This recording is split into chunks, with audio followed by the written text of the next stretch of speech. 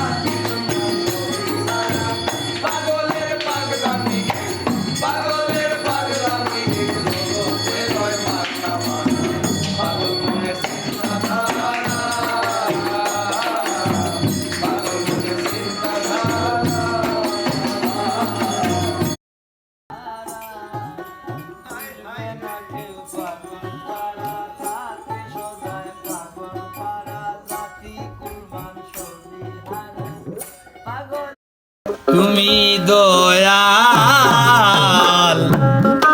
আমি কাঙ্গাল, তুমি দয়াল আমি কাঙ্গাল, তাই তো ডাকি করো জুড়ে দয়া করো ওহে দীনবন্ধু দয়া করো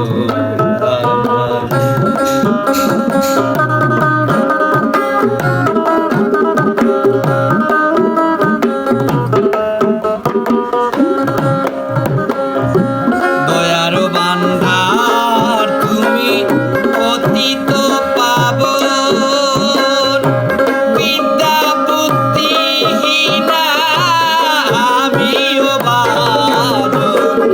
দয়ারি বান্ধার তুমি পতিত পাবন, বিদ্যা বুদ্ধিহীনা আমিও বাঁধন। তবু দয়া বলে নেও যদি ভুলে, তবু দয়া বলে নেও যদি ভুলে, তবু দয়া বলে নেও যদি ভুলে, রাখিব বিষয় বাসনা ছেড়ে দয়া করো আমারে ওহে দীনবন্ধু।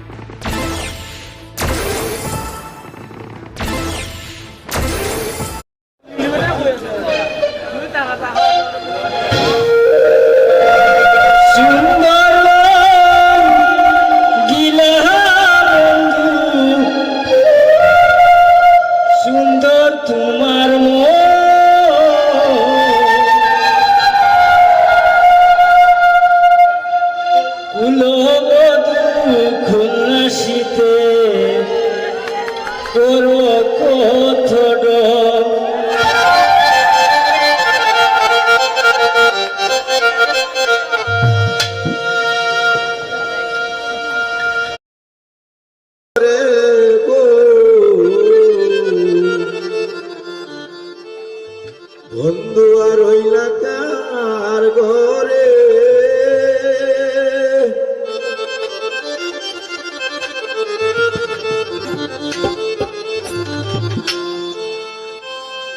এত সাদের বিছানায় আমার বন্ধু যদি আসে না, বিছানায় শোয়াই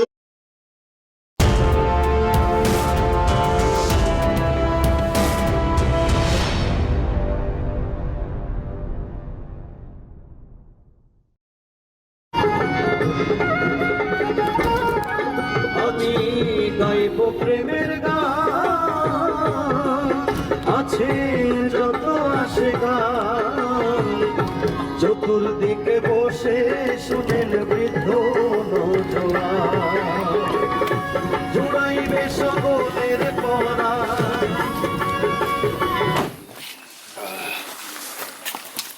দিকে ভাই আশরাফুল বাউল হ্যাঁ আবুল ভাই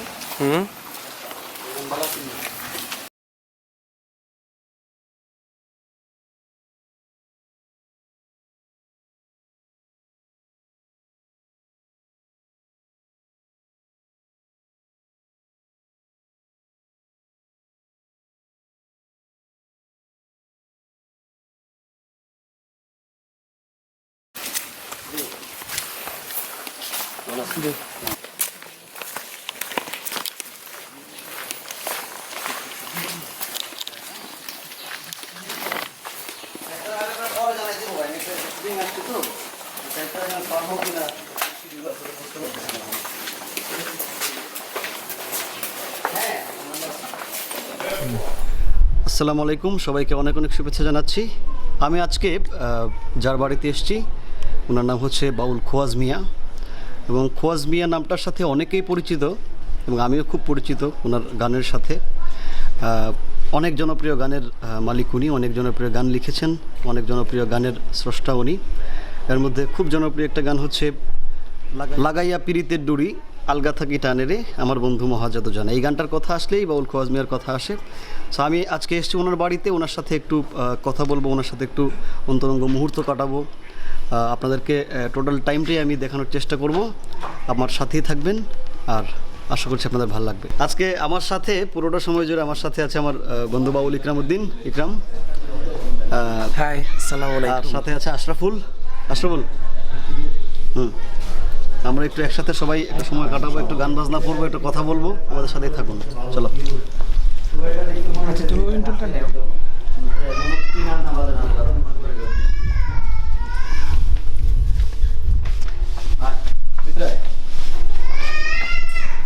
আসসালামু আলাইকুম। আসসালামু আলাইকুম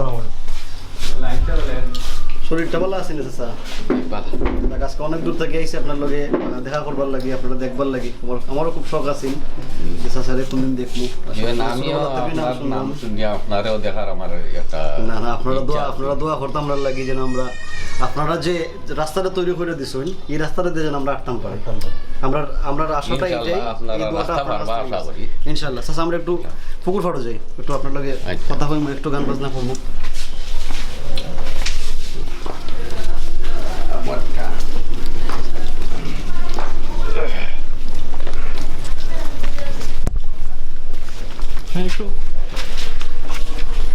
সেই বাড়িতে কত বছর ধরে আপনারা আছেন?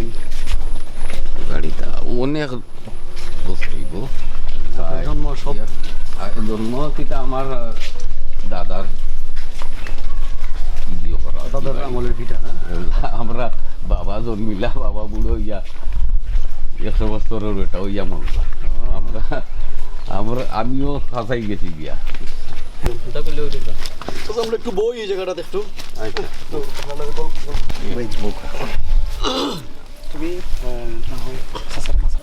চাচার ফুল নামটা একটু আমরা রাখি, মানে আমরা তো চিনি বাউল খোয়াজ মিয়া নামে, নামটা কি? অল মোহাম্মদ খোয়াজ মিয়াও আমি লিখি আঁকি। আচ্ছা, মানুষে হয়তো অন্যান্য বক্তরা তারা এই উপাধি দিয়া থাকে হয়তো। এলো কিক আউট অ্যারোসল PDPH সমৃদ্ধ ডাবল অ্যাকশন ফর্মুলায় আউট হবে মশাদের দল।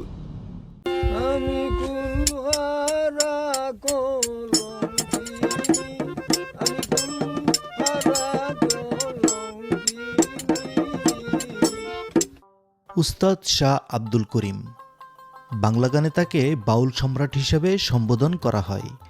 ভাটি অঞ্চলের মানুষের জীবনের সুখ দুঃখ প্রেম ভালোবাসার কথাগুলি তার গানের মাধ্যমেই প্রকাশ করেছেন। বাংলা সঙ্গীতে অসামান্য অবদানের জন্য বাংলাদেশ সরকার তাকে 2001 সালে 21 পদক পুরস্কারে ভূষিত করেন। সুপ্রিয় দর্শক, আজকের ভিডিওতে আমরা বাউল শাহ আব্দুল করিমের গ্রামের বাড়িতে যাচ্ছি।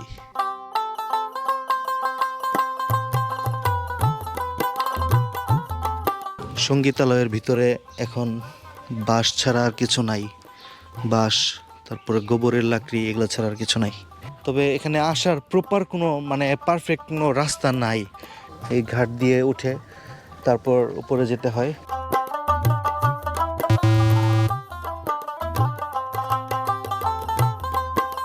বন্দে মায়া লাগাইছে পিরিতি শিখাইছে, আমি কুলহারা কলঙ্কিনী, আমি কেমনে চিনিব তোমারে। এরকম অসংখ্য গানের স্রষ্টা বাউল সম্রাট, যিনি বাউল শাহ আব্দুল করিম। ওনার জন্মস্থান হচ্ছে সুনামগঞ্জ জেলার দিরাই উপজেলার উজানধল গ্রামে, ধলগ্রামের উজানধলপাড়ায়। আজকে আমরা এসেছি এরকমই ওনার এই স্মৃতিচারণপূর্ণ এই জায়গাটাতে ঘুরতে, দেখাতে আপনাদেরকে যে ওনার স্মৃতি হিসেবে যে জাদুঘরটি করা হয়েছিল সেখানে আমরা আজকে এসেছি। আজকে ঘুরে ফিরে এই জাদুঘরটাই দেখাবো আপনাদেরকে। তো চলুন ভিডিওটি শুরু করা যাক।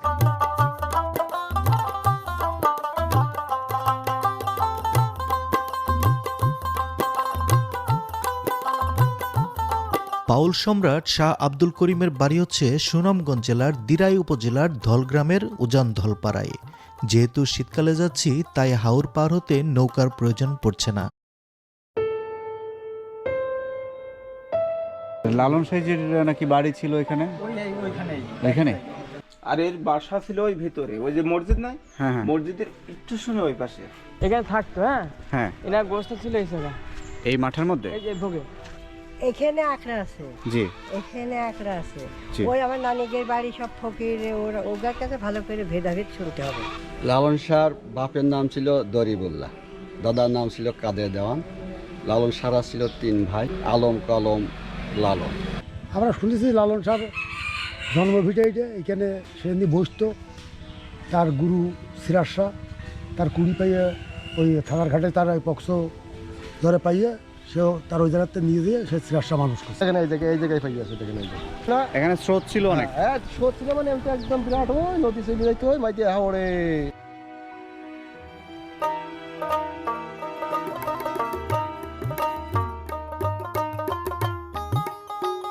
বাংলার লোকসংস্কৃতি অঙ্গনে এক শক্তিমান নাম মহাত্মা লালন ফকির।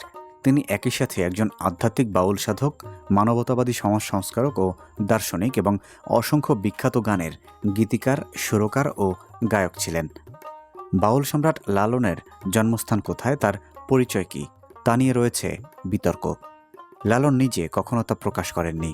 কিছু সূত্রে পাওয়া যায় লালন 1774 খ্রিস্টাব্দের 17 অক্টোবর তৎকালীন অবিভক্ত বাংলা তথা বর্তমান বাংলাদেশের ঝিনাইদহ জেলার হরিণাকুণ্ড উপজেলার হারিশপুর গ্রামে জন্মগ্রহণ করেন। আবার কোনো কোনো লালন গবেষক মনে করেন লালন কুষ্টিয়ার কুমারখালী থানার চাপড়া ইউনিয়নের অন্তর্গত ভাড়ারা গ্রামে জন্মেছিলেন। এই মতের সঙ্গেও অনেকে দ্বিমত পোষণ করেন। বাংলা 1348 সালের আষাঢ় মাসে প্রকাশিত মাসিক মোহাম্মদী পত্রিকার এক প্রবন্ধে লালনের জন্ম যশোর জেলার ফুলবাড়ি গ্রামে বলে উল্লেখ করা হয়। সে যাই হোক, তবে আজ আমি যাচ্ছি ঝিনাইদহ জেলার হরিণ। সত্যিকার অর্থে যারা মুমিন মুত্তাকি যারা যায় তাদের পাথরটা হটে যায়, আল্লাহর গায়েব থেকে পাথরটা হটে যায়। এর ভিতরে ভেজাল চেনার একটা কৌশল আপনাদেরকে আমি বলে গেলাম, এটাই প্রমাণ করবেন যারা হাজি গেছে। হ্যাঁ, যারা মুমিন তাদের পাথর হটে যায়, গায়েব হয়ে যায়।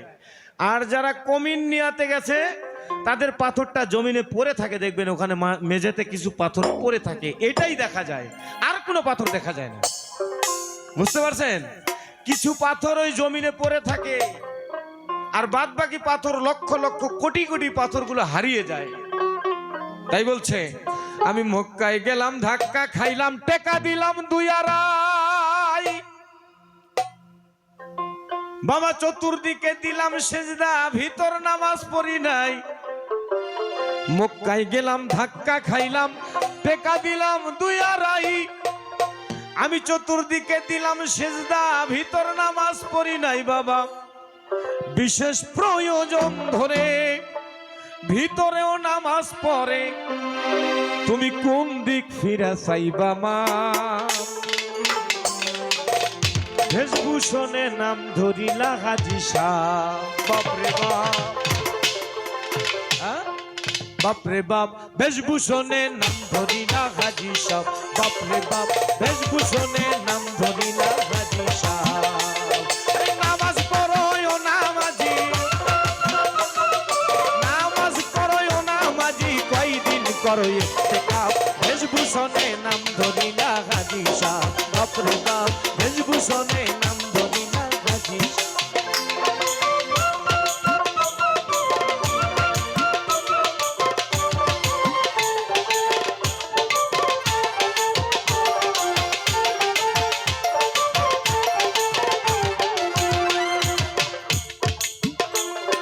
শয়তান মনে করে বাবা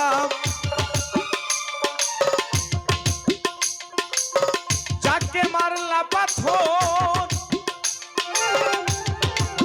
শয়তান কি প্রতিবন্ধী নাকি শয়তানের ঘর?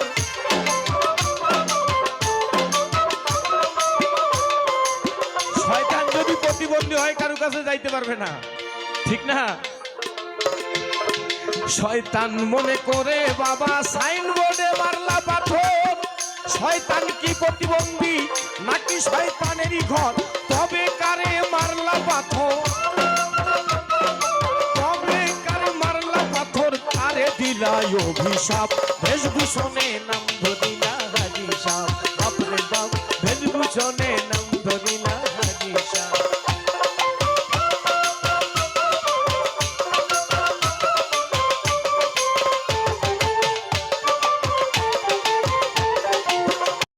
আদম তোমায় মনে রাজা করে রাখবো,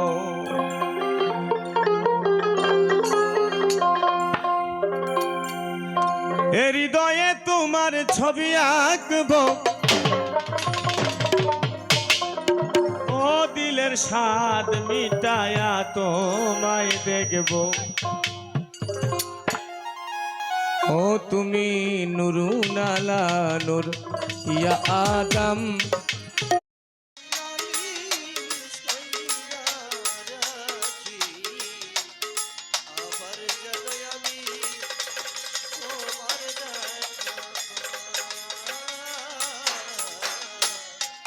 তোমার ওই না মধুর বাণী হবে যদি তোমার ওই না, তোমার ওই না মধুর বাণী পরে বাজার পরাণ বইরা কত শুনি, ওই সুর দুনিয়া অন্য কোথাও না।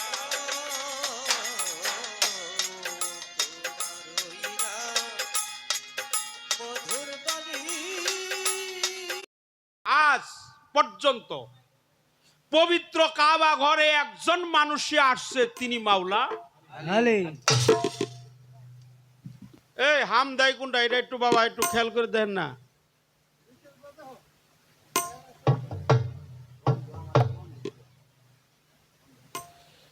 কথাটা গুরুত্বপূর্ণ। মাওলা আলীর মায়ের নেশাব হয় নাই, পবিত্র কাবা ঘরে যার আবির্ভাব, যিনি মানুষ বেশে আসছিলেন পবিত্র কাবা ঘরে, কাবা ঘরটার মধ্যে আমার মাওলা আলীর যখন জন্ম হইল 72 ঘন্টা 3 দিন পর্যন্ত মায়ের মাতৃস্তন হয় নাই। খায়।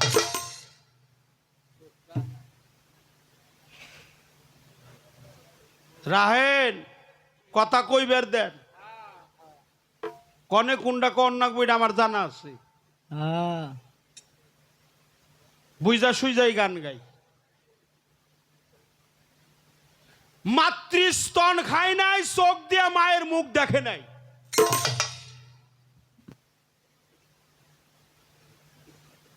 বাহাত্তর ঘন্টা 3 দিন পার হয়ে গেছে। প্রিয় নবীজি, আল্লাহ রসুল ছিল ধর্ম তাবালাক করার জন্য ইয়েমেন প্রদেশে, কিন্তু মক্কায় একটা রোল পড়ে গেছে। আবু তালিবের সহধর্মী ফাতিমা বিনতে আসাদ কিংবা সাদ, সে কাবাঘরে আটক পড়ছে, কোনো ক্রমেই সে বের হইতে পারছে না। আমার রসুল হলো হাজির এবং নাজির। রসুল কি হাজির এবং নাজির? রসুল পাক নূর নবী, তিনি হাজির এবং নাজির। তিনি ছিলেন অন্তর্যামী। রসুল পাক অন্তরের খবরও জানতেন। মক্কায় যখন একটা রোল পড়ে গেল, তোমরা কি শুনছ কাবা ঘরে আটক পড়ছে আবু তালিবের সহধর্মিনী, সে কোনো ক্রমেই কাবা ঘর থেকে বের হইতে পারছে না। আল্লাহর রসুল অন্তর্যামী অন্তরের সংবাদ শুনে কাবাগরকে স্পর্শ করে সর্বপ্রথম পাঠ করছিল বিসমিল্লাহি রহমানের রহিম। বিসমিল্লার কিন্তু অনেক বরকত। কি কন? ঠিক। বিসমিল্লাহ বরকত না? বরকত। না বরকত ছাড়া? বরকত বরকত। বিসমিল্লার অনেক বরকত। আমার বিসমিল্লাহ কওয়া আর রসুল পাকের কওয়া এক কওয়া? মুখ ঠিক হ্যাঁ, নাই। আমার তো মুখই ঠিক নাই। অপবিত্র। আমার মুখটা হলো অপবিত্র। এই জন্য রসুল পাকের শুধু মুখ না, ওটা হলো মুখ মুবারক, অর্থাৎ মুখটা হলো পবিত্র। পবিত্র। রসুল পাকের মুখটা হলো পবিত্র। এই পবিত্র জবানে যা কবেন আল্লাহ তাই পূরণ করে দেবে। দেবে। ঠিক রাখতে হবে। রসুল পাক বলেছিল বিসমিল্লাহির রহমানির রহিম, সঙ্গে সঙ্গে তার কাবাগরের দ্বার খুলে যায়। কাবাগরের দরজাটা খুলে গিয়ে দেখে ফাতেমা বিনতে আসাদ, মাওলা আলীর মা, আবু তালিবের সহধর্মিনী মাওলা আলীকে কুলে নিয়ে, নবজাতক শিশুকে একটা কুলের মধ্যে নিয়ে বসে আছে, আর বসে বসে বিনয়ে বিনয়ে কাঁদতেছে। এই জন্যই কাঁদতেছে, তার মা আক্ষেপ করতেছে, দুঃখ প্রকাশ করতেছে যে আমার গর্ভে থেকে একটা বিকলাঙ্গ সন্তান আসছে। এই সন্তানটা চোখেও দেখে না, কানেও শুনে না, কথাও বলে না, আমি ডাকি সে নাড়াচাড়াও করে না। ফাতেমা বিনতে আসাদ এই কথা প্রসঙ্গে আল্লাহ রসুলকে বলল। আল্লাহ রসুল বলল, চাচি ওই সন্তানটারে আপনি বিকলাঙ্গ বলবেন না, অন্ধ বলবেন না, বদির বলবেন না, বুবা বলবেন না, দয়া করে আমার কুলে দেন। তখন আমার রসুল পাকের কুলে গেল মাওলা আলী। একটু সুবহানাল্লাহ। সুবহানাল্লাহ। রসুল পাকের পবিত্র কুল মুবারকে গেল মাওলা আলী। মাওলা আলীকে সেদিন একটা নাম দিছিল হক হায়দারি। মাওলা আলীর এক নাম হলো খাসিমুল নাল, এক নাম হলো আবু তুরাব, এক নাম হলো মাওলা আলী কারিমুল্লাহ ওয়াজহু, মাওলা আসরার কাররার, মাওলা কায়নাত, হক হায়দারি, আসাদুল্লাহ, আল্লাহর সিংহ। তখন একটা নাম আমার রসুল পাক তার পবিত্র জবানে সেদিন মাওলা আলীর একটা নাম রাখে, সেই নামটা হলো হক হায়দারি। হে আলী, হে হক হায়দারি, তুমি একবার চক্ষু মেলে তাকিয়ে দেখো তুমি কার কুলে উঠেছ। সেদিন আমার মাওলা আলী মায়ের মুখ না দেখে সর্বপ্রথম আমার হুজুর পাকের নুরানি চেহারাটা দর্শন করে। সুবহানাল্লাহ। গুরুর রূপ আগে দেখে। প্রিয় নবীর রূপ, মুর্শিদের রূপ, তৌহিদেরই মুর্শিদ আমার মুহাম্মদের নাম। সুফি কবি কাজী নজরুল ইসলাম বলেছে, তৌহিদেরই মুর্শিদ আমার মুহাম্মদের নাম। সেদিন মাতৃমুখ দেখে নাই, সর্বপ্রথম নয়ন মেলে তাকিয়ে আমার হুজুর পাকের পবিত্র চেহারা মুবারকটা দর্শন করেছে। আমার ফাতেমা বিনতে আসাদ বলল, একটু আগে দেখলাম অন্ধ, আর এখন তাকিয়ে দেখি তোমাকে দেখছে। ও মোহাম্মদ, ও তো কিছুই খায় নাই। তখন আমার রসুল পাক বলল, হে হক হায়দারি, তুমি একটু মুখটা হা করো। আমার মাওলা আলী যখন তার মুখটা হা করলেন, রসুল পাকের পবিত্র জিহ্বা মুবারক মাওলা আলীর মুখের ভিতরে ঢুকিয়ে দিলেন। মাতৃস্তন যেমন শিশুরা চেটে চেটে খায়, মাওলা আলী আমার হুজুর পাকের পবিত্র মুখের লালা মুবারক এমনি ভাবে খেয়েছিল যেমন সন্তান খেয়ে থাকে। আল্লাহ বলল, আল্লাহ মহান, সে বলল, হে আমার ৭০,০০০ ফেরেশতা সাক্ষী থাকো, আমি আল্লাহ জাতের কসম খেয়ে নিলাম যে বেলায়েতি পাওয়ারটা আমার রসুলকে দান করছিলাম, সেই মাত্র রসুলের সিনা থেকে মাওলা আলী সিনার মধ্যে ঢুকিয়ে দিলাম।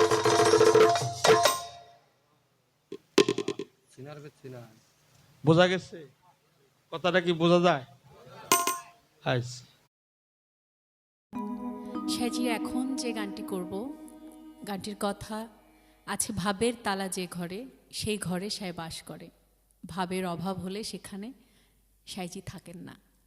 তো করছি আশা। শত সাধনার ফলে আসিয়া এই মানব কুলে 16 আনা দিবি বলে আজও দিলি না রে তুই। 16 আনা দিবি বলে আজও দিলি না। কেন রে মন সাধুর সঙ্গ নিলে না? কেন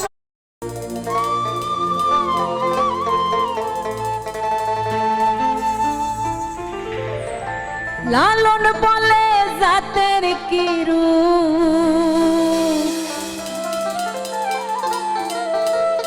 লালন বলে জাতের কিরু,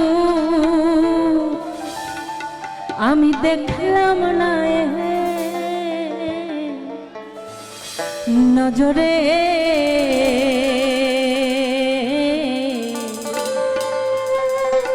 সংসারে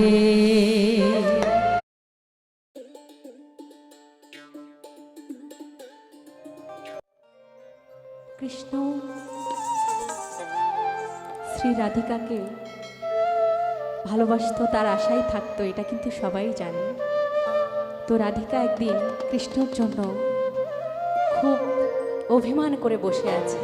ভক্তি রাখি, আমি নিজের কাছেই নিজে গর্ভবতী মনে করি, বা ভাগ্যবান মনে করি, ভাগ্যবতী মনে করি, যেটাই বলেন না কেন, যে আমার বাড়ি কুষ্টিয়া। আর লালন সাইজির বাণী আমি গাইবার চেষ্টা করি, গাইতে পারি না, তবুও চেষ্টা করে যাচ্ছি। আপনাদের চরণতলে, আপনাদের চরণধুলি দিয়ে যতটুকু ভালোবাসায় রাখেন আর কি, আপনাদের মনের কোণে একটু ঠাঁই দিয়েছেন। তো আমি লালন সাইজির খুব পরিচিত একটি দন্য গান গাইছি। দন্য অর্থাৎ নিজেকে তুচ্ছ করে প্রভুর কাছে নিজেকে আত্মনিবেদন করা।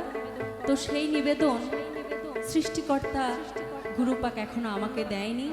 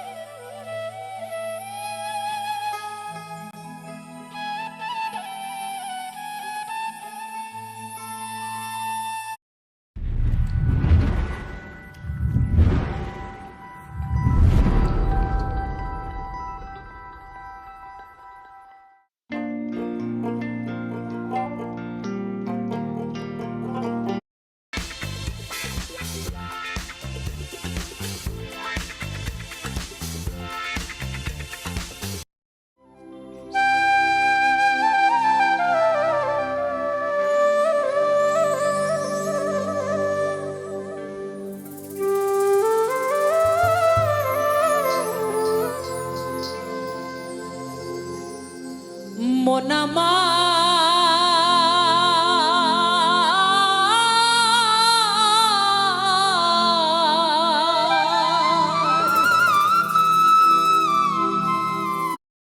আরে সঙ্গে নাই আমি গেলাম,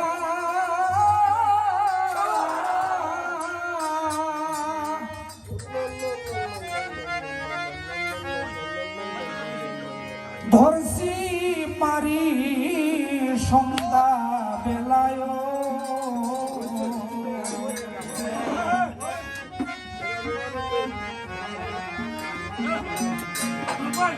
ভরসা মুর্শিদ মাওলা, ভরসা মুর্শিদ মাওলা, দেই মাওলা নামের অকুল নদীর ঢেউ দেখে ডোরা।